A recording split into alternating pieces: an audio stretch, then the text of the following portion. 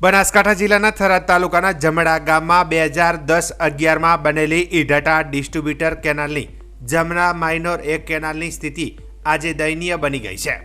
15 વર્ષ પહેલા કરોડોના ખર્ચે બનેલી આ કેનાલમાં આજ સુધી એક ટીપું પણ પાણી વહ્યું નથી। કેનાલના કમાન્ડ એરિયામાં આવતા લગભગ 70 ખેડૂત સિંચાઈના પાણી માટે વલખા મારી રહ્યા છે।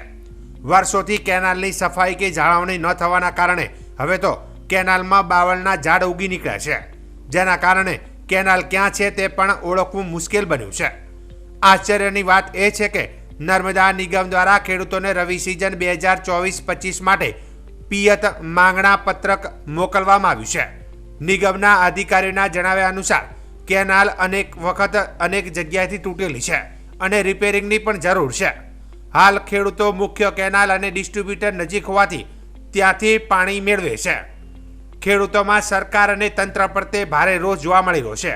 તેમનું કહેવું છે કે માત્ર કેનાલ જ નહીં પરંતુ સમગ્ર સિસ્ટમમાં સુધારાની જરૂર છે। ભ્રષ્ટ કોન્ટ્રાક્ટરો દ્વારા કરવામાં આવેલી હલકી ગુણવત્તાની કામગીરી અને તંત્રની બેદરકારીના કારણે આ સ્થિતિ સર્જાઈ છે।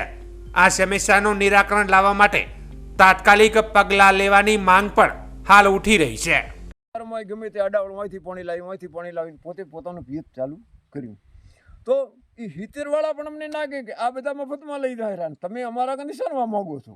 હવે અમારે આ એક તો મોટો પ્રશ્ન છે, આપણે અમને રજૂઆત કરી હતી તો અમે બધાએ ખેડૂતોને મારી તો એક બીજી વિનંતી આ માધ્યમ દ્વારા છે કે જો ઊંચા વિસ્તારો છે એ ભૂગર્ભમાં પાઇપલાઇન થઈને એક ચક બનાવે કે જે કૂવો બનાવે 5-10 ખેડૂતોના વચ્ચે અને ત્યાં ઊંડું પાણી ત્યાં મશીન લઈને પણ પાણી મૂકી દે ઊંચાણવાળા ખેડૂતો પણ પાણી પાઈ શકે ખેત જમીન।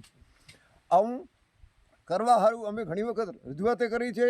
આજ પણ તમે અહીંયા વિચારો તો મારો જવાબ મેં આ દેસાઈ છે અમારા પાસે કોઈ બીજો વિકલ્પ છે નહીં, કારણ કે મંડળી તો બને મંડળીને કોઈ બીજો કોઈ લેટર અહીં નથી અને એમને પણ એટલા સુધી કીધું છે કે આ સમજણ તમે આવી અને ગામમાં આવી અને ખેડૂતોની જોડી અમારા હાથે રહી અને થોડી ચર્ચા કરો તો એમને હા કીધેલો પણ કોઈ આવ્યું નથી। 1 વર્ષ 1.5 વર્ષ થઈ ગયું અત્યાર સુધી।